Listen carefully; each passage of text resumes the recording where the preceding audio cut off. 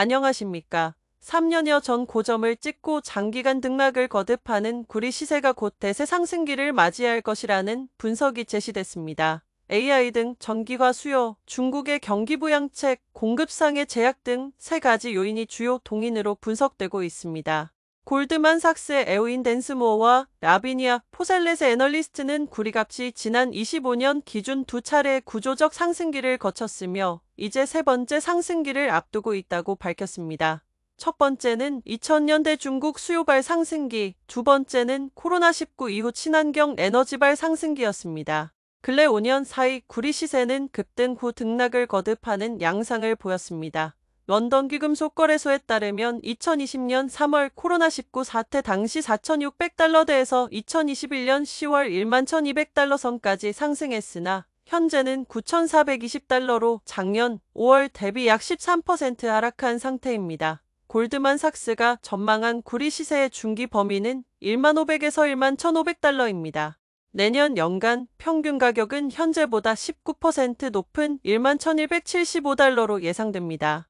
전력망 확충과 전기차 보급으로 인한 전기화 추세가 2030년까지 구리 수요 성장의 핵심 동력이 될 전망입니다. 특히 전력망 확충이 수요 증가분의 50%를 초과할 것으로 예상되는데 이는 세계 수요에 미국 전체의 소비량을 추가하는 것과 같은 규모입니다. 주목할 점은 AI 인프라 확대입니다.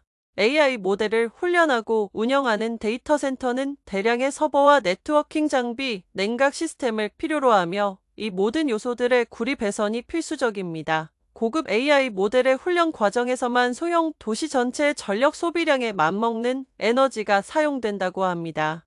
이미 작년부터 전기화 추세의 영향이 나타나고 있습니다. 중국의 경우 건설 부문 구리 수요가 10% 감소했음에도 불구하고 전기화 추세로 전체 구리 수요는 4% 증가했습니다. 중국 정부는 작년 9월부터 1년의 부양책을 전개 중인데 지난달에는 소비자를 대상으로 하는 구형 제품 교체 프로그램을 발표했습니다. 스마트폰 등 디지털 기기와 가전제품, 전기차 등 여러 품목 구매 시 보조금을 지급하는 내용입니다. 보조금 지원으로 소비자들이 신제품으로 교체하면 구리 사용량은 크게 증가합니다.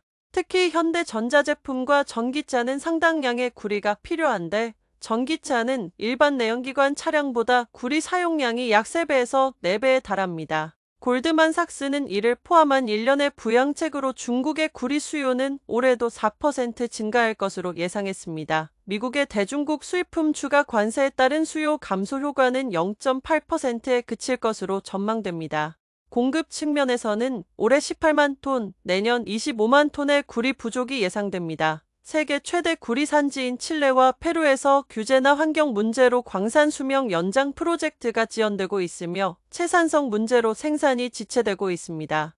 S&P 글로벌에 따르면 현재 운영 중인 세계 광산에서의 구리 생산량은 2025에서 2026년 중 2,350만 톤에서 정점을 찍은 뒤 2035년까지 연평균 2.3%씩 감소할 전망입니다.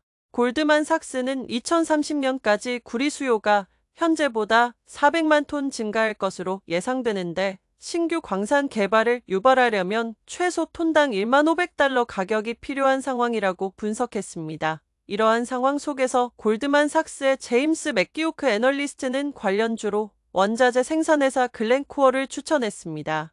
최근 주가가 하락했지만 구리 가격 강세가 전개되면 회사의 비용 절감 조처와 마진 향상, 자사주 매입 등이 투자 심리를 독려할 것으로 기대된다는 분석입니다. 그는 AI를 믿고 구리를 믿으며 글렌코어를 믿어라라는 조언을 남겼습니다.